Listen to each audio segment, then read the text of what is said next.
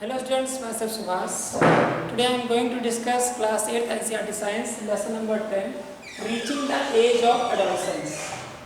In this lesson we will discuss what are the changes we see in our life when we reach the age of puberty and know what is the meaning of puberty and adolescence. So let's start. First of all, what is adolescence? The period of life when there is some drastic change we see in our life is known as adolescence. ठीक है कि किसी भी human being की life का एक ऐसा period जब उसकी बॉडी में बहुत से ड्रास्टिक चेंज आते हैं तो उस पीरियड को हम लोग क्या एडोलेसेंस कहते हैं. ठीक है, जैसे कि नॉर्मली होता है जब हम लोग का जन्म होता है तब से धीरे धीरे काफ़ी चेंजेस हमारी बॉडी में आते रहते हैं और एक पीरियड लाइफ का ऐसा भी आता है जब चेंजेस काफ़ी तेज़ी से और काफ़ी नए चेंजेस हमें अपने अंदर दिखने लगते हैं. ठीक है, तो उस लाइफ के उस एज को उस पीरियड को हम क्या कहते हैं, एडोलेसेंस कहते हैं. और डेफिनेशन के टर्म में आप कैसे लिखेंगे, the period of life when the body undergoes changes leading to the reproductive maturity is called adolescence. ठीक है, कि हमारी लाइफ का एक ऐसा पीरियड जब हमारी बॉडी में काफ़ी तेज़ी से चेंजेस आते हैं और हम लोग क्या हमारी बॉडी में रिप्रोडक्टिव मैच्योरिटी आ जाती है. ठीक है, रिप्रोडक्टिव मैच्योरिटी से लेसन 9 में पढ़ाया गया था, रिप्रोडक्शन पढ़ाया गया था ना. तो रिप्रोडक्शन प्रोसेस जो है ऐसा नहीं होता है कि हम लोग बर्थ से ही इसमें कैपेबल होते हैं. एक पर्टिकुलर एज में पहुंचने के बाद हमारी बॉडी रिप्रोडक्टिव मैच्योर होती है. ठीक है, मतलब रिप्रोडक्शन प्रोसेस कंप्लीट करने के लिए एक पर्टिकुलर एज होती है. उस एज के बाद ही कोई मेल या फीमेल जो होता है वो रिप्रोडक्शन प्रोसेस कंप्लीट कर सकता है. ठीक है, तो जिस एज की बात की जा रही है, ठीक है, या फिर जिस लाइफ के जिस पीरियड में ये चेंजेस आना शुरू होते हैं उसी को एडोलेसेंस कहते हैं. ठीक है, डेफिनेशन में आप क्या लिखोगे, the period of life in which there is some drastic changes which takes place in our life, ठीक है, which leads to our reproductive maturity is known as adolescence. Adolescence क्या है, एडोलेसेंस लाइफ की ऐसी स्टेज है जब हमारी body में काफ़ी चेंजेस आते हैं और हम लोग रिप्रोडक्टिव या कह सकते हैं रिप्रोडक्शन प्रोसेस के लिए मैच्योर हो जाते हैं. ठीक है, नेक्स्ट क्या है, सम चेंजेस. ठीक है, अब हम डिस्कस करते हैं कि चेंजेस क्या क्या आते हैं. ठीक है, जो चेंजेस हैं वो क्या क्या है. अच्छा, एक गाड़ी छोड़ के यहाँ पे प्यूबर्टी है ना, ये छोड़ गया. देखो प्यूबर्टी में क्या हो जाएगा. अब देखो यहाँ हमने बात करी कि लाइफ के एक पीरियड ऐसा आता है जब हमारे बॉडी में चेंजेस आते हैं तो उस पीरियड में उस टाइम गैप को हम लोग एडोलेसेंस कहते हैं.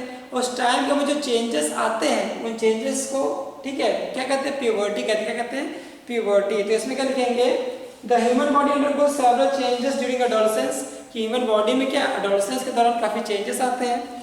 Next, this changes mark the onset of puberty. ये चेंजेस जो होते हैं ये एक तरह से सिंबल होते हैं प्यूबर्टी के. ठीक है, मतलब हम लोग ऐसे भी कैसे डिफाइन कर सकते हैं कि the age of a life at which we are sexually mature. कि लाइफ के जिस मतलब कि हमारे क्या एक जो लाइफ पीरियड है पूरा उसकी जिस एज में हम लोग सेक्सुअली मैच्योर हो जाते हैं, ठीक है, उस एज को प्यूबर्टी कहते हैं. ठीक है, मतलब कि रिप्रोडक्टिव एज जो होती है हम लोग की जहाँ से स्टार्ट होती है उस एज को हम लोग क्या प्यूबर्टी कह सकते हैं. ठीक है, जो चेंजेस आ रहे हैं लगातार उन चेंजेस की वजह से हमारे अंदर रिप्रोडक्टिव ग्रोथ होती है. ठीक है, तो रिप्रोडक्टिव ग्रोथ की एज को हम लोग क्या प्यूबर्टी कह सकते हैं. नॉर्मली जो होता है ये बॉयज़ में 14 से 18 ईयर्स और गर्ल्स में 12 to 16 ईयर्स होती है. ठीक है, जो प्यूबर्टी एज होती है वो गर्ल्स में 12 to 16 ईयर्स और बॉयज़ में 14 to 18 ईयर्स मानी जाती है. ठीक है, तो ये हो गया एडोलेसेंस प्यूबर्टी. अब देखते हैं चेंजेस क्या क्या चेंजेस आते हैं. ठीक है, चेंज एट प्यूबर्टी.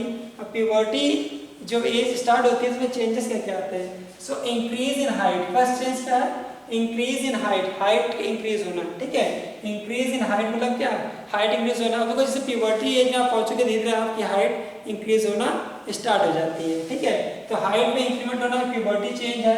नेक्स्ट क्या है, चेंज इन बॉडी शेप. ठीक है, चेंज इन बॉडी शेप मतलब कि हमारी बॉडी शेप में भी क्या चेंजेस आने लगते हैं. ठीक है, नॉर्मली देखो जब हम लोग बहुत छोटे होते हैं तो हमारी बॉडी में कोई स्पेशली जो ऑर्गन्स हैं उनमें कोई एक पर्टिकुलर शेप नहीं होता है.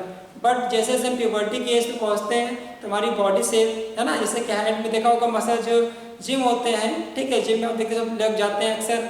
ठीक है, अपने मसल्स को फॉर्म करते हैं. सो जो मसल्स की जो शेप दिखती है हमको वो जो शेप में चेंजेस आना है वो प्यूबर्टी से ही क्या स्टार्ट होता है. ठीक है, चेंज इन बॉडी शेप मतलब क्या कि बॉडी के शेप्स में चेंजेस आना. Next voice change. अब देखो जो प्यूबर्टी की एज आती है, देखो स्टार्ट में बॉयज गर्ल्स दोनों की वॉइस लगभग सिमिलर ही होती है, धीरे धीरे ही होती है, बट प्यूबर्टी की एज से या एडोलेसेंस की एज से जो बॉयज होते हैं उनकी वॉइस काफ़ी श्रिल मतलब भारी हो जाती है, मतलब सॉरी श्रिल नहीं मतलब कह सकते हैं थोड़ी सी हाई वॉइस हो जाती है, लाउड वॉइस हो जाती है, ठीक है। बॉयज़ की वॉइस कैसे हो जाती है, लाउड हो जाती है, और गर्ल्स की श्रिल वॉइस रहती है, मतलब क्या जो गर्ल्स होती है उनकी आवाज़ थोड़ी धीमी रहती है, ठीक है, थोड़ी मीठी आवाज़ रहती है, और बॉयज़ जो है उनकी आवाज़ काफ़ी लाउड हो जाती है, तेज़ी से वो बोलते हैं, ठीक है, भारी आवाज़ रहती है। तो आवाज़ में चेंजेस आना, आवाज़ में भारीपन आना या आवाज़ का सुरीला होना, इसी को हम लोग क्या कहते हैं, चेंज इन वॉइस कहते हैं या वॉइस चेंज कहते हैं, ठीक है। ये कुछ चेंजेस हैं, ये चेंजेस कब आते हैं, ये चेंजेस एडोलेसेंस या प्यूबर्टी की एज पहुंचने पर ये चेंजेस हमारी बॉडी में दिखते हैं। देखो increase activity of sweat and sebaceous gland. देखो स्वेट और सेबेसियस ग्लैंड क्या है, देखो जैसे कि हम एक पर्टिकुलर प्यूबर्टी की एज से पहुंचे तो हमारी बॉडी में स्वेट जो स्वेट ग्लैंड्स हैं, ये सेबेसियस ग्लैंड जो होती हैं, ठीक है, जैसे कि फेसेस पे होता है काफ़ी स्वेट होने लगता है, ऑयल जैसा ऑयली जस्ट फील होता है, पिंपल्स पड़ने लगते हैं, एक्नी में छोटे छोटे दाने जो होते हैं, ये सब होते हैं ना प्यूबर्टी के जब इंसान पहुंचता है। देखो नॉर्मली जो एक स्टेज होती है लाइफ में, प्यूबर्टी की जब एज आती है तो हमारे चेहरे पर दाने जो पड़ने लगते हैं, ये 12 ईयर के बाद, मतलब कि जो 12 ईयर्स के हो जाते हैं जब, तो उसके बाद बॉडी में चेंजेस आता है। उसमें एक सिम्टम ये भी होता है कि हार्मोनल चेंज होते हैं हमारी बॉडी में, और इससे हमारे चेहरे में क्या पिंपल्स दिखने लगते हैं ना, होता है।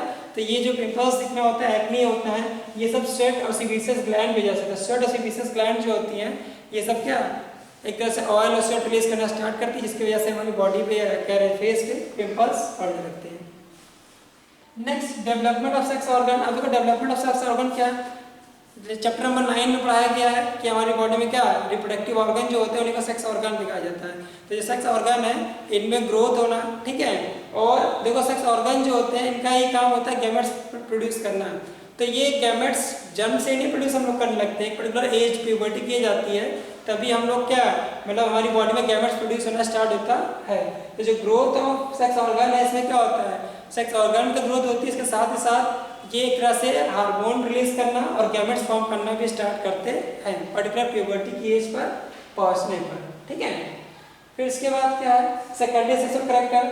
अब सेकेंडरी सेक्सुअल कैरेक्टर क्या होते हैं, सेकेंडरी सेक्सुअल कैरेक्टर जो होते हैं जैसे बॉयज में बियर्ड दाढ़ी का आना, ठीक है, जो हेयर ग्रोथ होते हैं अंडर आर्म, जो आर्मपिट में हेयर ग्रो होते हैं, प्यूबिक रीजन में हेयर ग्रो होते हैं, ठीक है, तो हेयर ग्रो होना गर्ल्स में जैसा होता है, ठीक है, बॉडी से में चेंजेस आना, गर्ल्स में ब्रेस्ट का साइज जो होता है इंक्रीज होता है, ठीक है। तो ये सब चेंजेस जो है ये सब बॉयज और गर्ल्स में क्या डिफरेंट डिफरेंट चेंजेस होते हैं। तो ये चेंजेस जो पर्टिकुलर इसके बारे में दिखते हैं, इन चेंजेस को क्या सेकेंडरी सेक्सुअल कैरेक्टर कहते हैं। नेक्स्ट देखते हैं मेंस्ट्रुएशन, ठीक है, मेंस्ट्रुएशन क्या है। सो जैसे कि बताया था रिप्रोडक्शन लेसन में, लेसन नंबर 9 में, कि जो ये फर्टिलाइजेशन प्रोसेस होती है इसमें मेल और फीमेल गैमेट कंबाइंड होते हैं, ठीक है, मेल फीमेल गैमेट कंबाइंड होकर जाइगोट फॉर्म करते हैं और फर्टिलाइजेशन प्रोसेस होती है। अब देखो जो फीमेल्स हैं इनकी बॉडी में मंथली एग्स रिलीज होते रहते हैं, ठीक है, फीमेल्स की बॉडी में क्या होते हैं जो एग्स ओवम है ये मंथली क्या रेगुलरली रिलीज होते रहते हैं। अगर ये एग्स फर्टिलाइज हो जाते हैं, ठीक है, अगर ये एग्स फर्टिलाइज हो गया मतलब इन एग्स को अगर स्पर्म मिल गया तो ये फर्टिलाइज होंगे, ठीक है।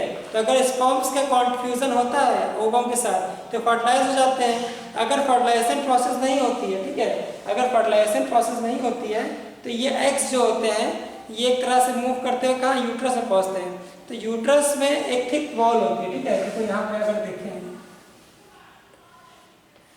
तो ये जो ओविडक्ट था, ओविडक्ट से होते हुए यहाँ यूट्रस में आते हैं, यूट्रस में थिक लाइनिंग बनी होती है, ब्लड कैपिलरीज की क्या होती है थिक लाइनिंग होती है, मतलब कि ब्लड कैपिलरीज जो होती है बहुत पतले देखते हैं, कैसे कह सकते हैं कि जो फ्लैश पीस होता है, फ्लैश होता है, फ्लैश के पीसेस के फॉर्म में यूट्रस में एक वॉल बनी होती है। तो जब एग फर्टिलाइज नहीं होते तो एग्स आते हैं यूट्रस में, फिर ये अनफर्टिलाइज जो फर्टिलाइज नहीं हुआ तो क्या कहेंगे उसे कहेंगे अनफर्टिलाइज एग, क्या कहेंगे अनफर्टिलाइज एग, ठीक है, अनफर्टिलाइज हो गया एग प्लस साथ में इसके क्या जो यहाँ पे थिक लाइनिंग थी, ठीक है, जो थिक लाइनिंग है कैपिलरीज की, ठीक है, थिक लाइनिंग किसकी है ब्लड कैपिलरीज की थिक लाइनिंग है।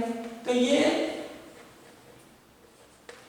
अनफर्टिलाइज एग और थिक लाइनिंग ऑफ यूट्रस ये क्या करते हैं, ये वजाना के थ्रू, ठीक है, जो वजाना क्या होती है ओपनिंग होती है, फीमेल ऑर्गन की जो ओपनिंग है उसे वजाना कहते हैं। वजाना के थ्रू ये क्या होता है अनफर्टिलाइज एग और ब्लड कैपिलरीज जो होता है मंथली फीमेल की बॉडी से रिलीज होता रहता है, ठीक है। अगर एग फर्टिलाइज नहीं होता, अगर एग फर्टिलाइज हो गया तब ये प्रोसेस स्टॉप हो जाती है। बट अगर एग फर्टिलाइज नहीं हुआ तो बजाने के दिन क्या होता है, ये थिक लाइनिंग ऑफ यूट्रस और अनफर्टिलाइज एग ये बॉडी से एक तरह से एक्सक्रीट करने लगता है, मतलब कि इनकी बॉडी से एक तरह से बाहर की ओर निकलने लगता है, एक्सपेल डाउन होने लगता है। तो इस प्रोसेस क्या कहते हैं, इस प्रोसेस को हम लोग मेंस्ट्रुएशन कहते हैं। मंथली ये प्रोसेस होती है, ठीक है, मतलब मंथ में एक बार 28-30 डेज का गैप होता है।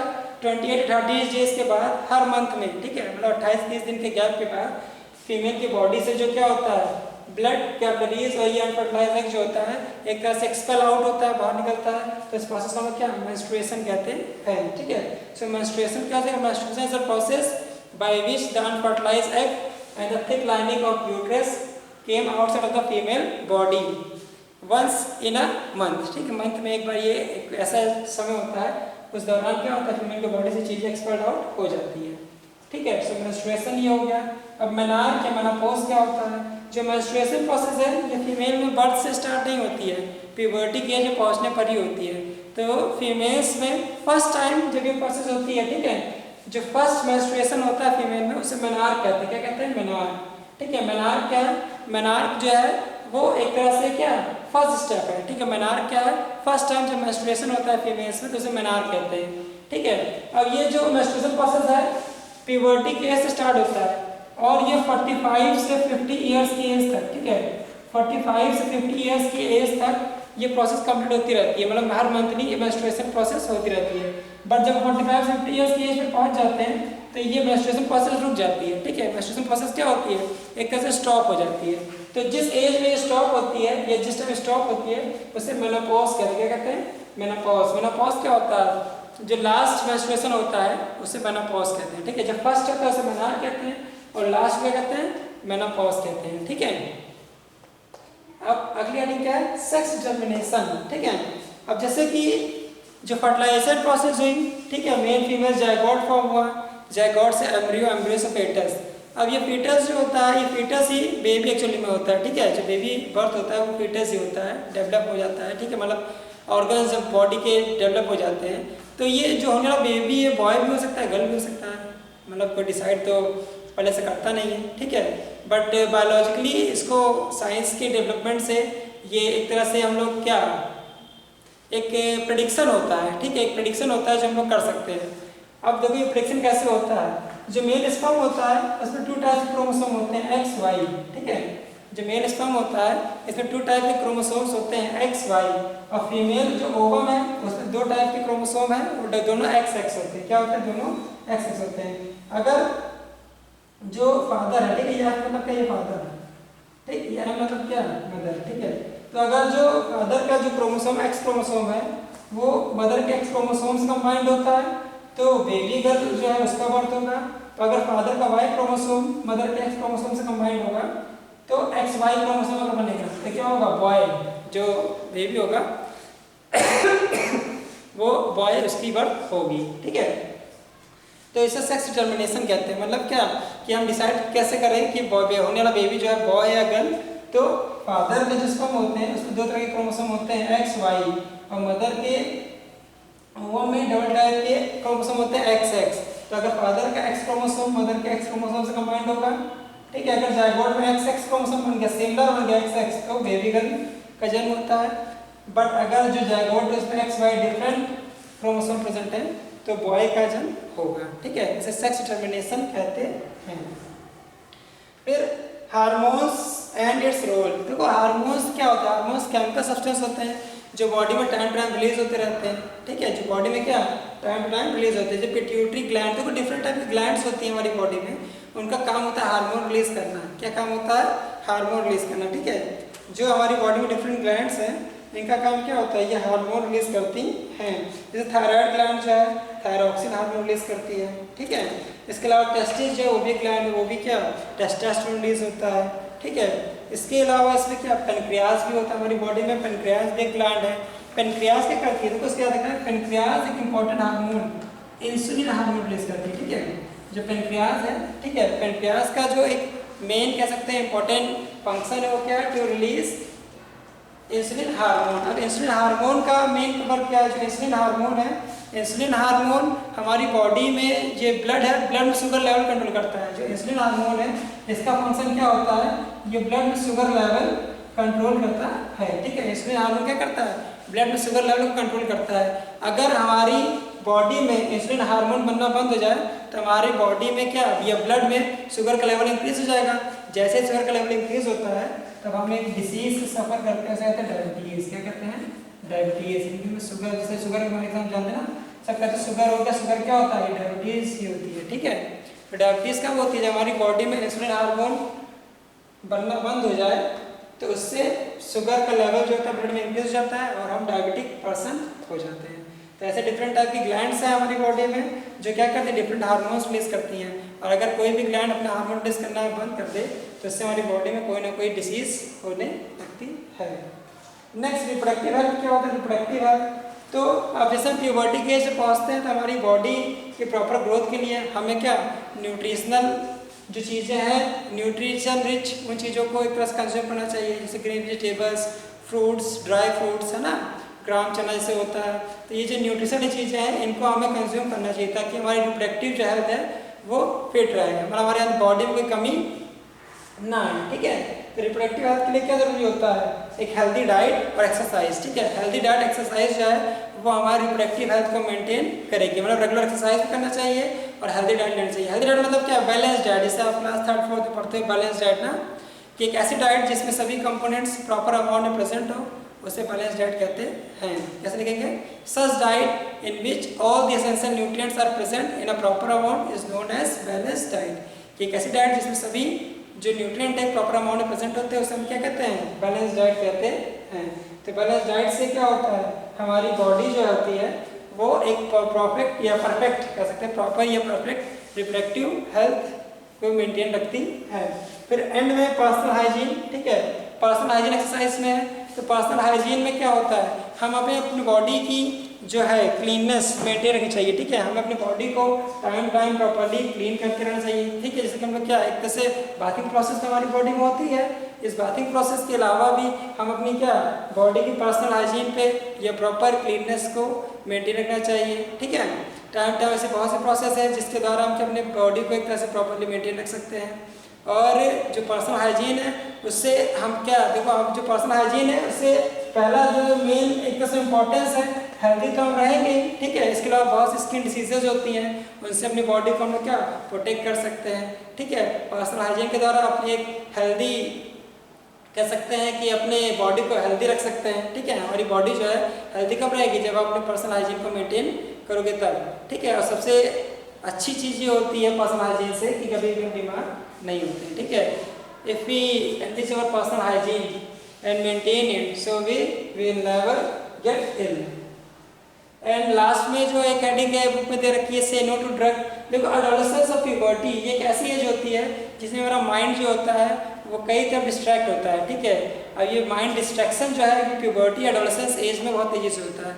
तो अगर हम अपने माइंड को डिस्ट्रैक्ट ना होने दें, ठीक है, अपने माइंड को डिस्ट्रैक्ट ना होने दें, ठीक है। जैसे डिस्ट्रैक्ट मतलब क्या कि हमारी चीज़ें जो मतलब कि हमारी जो एक तरह से जो मन होता है हम लोग का वो चाहता है कि हम कुछ ऐसी चीज़ें करें जो मतलब एक्सप्लोर करना चाहते हैं, ठीक है। जिसमें बहुत से लोग गलत लोगों के साथ होने से, जैसे जो हेडिंग पड़ी से नो टू ड्रग, मतलब कि हमें अल्कोहलिक चीज़ कंजप्शन करना धीरे धीरे आदत पड़ जाती है, ठीक है।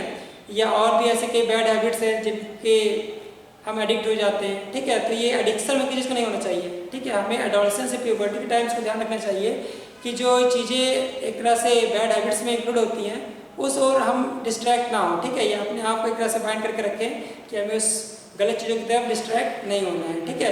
अच्छे लोगों के साथ रहें, ठीक है। और अपना जो फोकस होता है उसको एक तरह से क्या टाइम इन्वेस्ट करना है तो एजुकेशन में करें, ठीक है, जो हमें आगे हेल्प करेगी। हमें क्या ड्रग्स या जो अल्कोहलिक चीज़ होती है, नारकोटिक चीज़ होती हैं, इस और डिस्ट्रैक्ट नहीं होना चाहिए। So this is the end of the session. If you have any queries, so please ask in comment section. Thank you.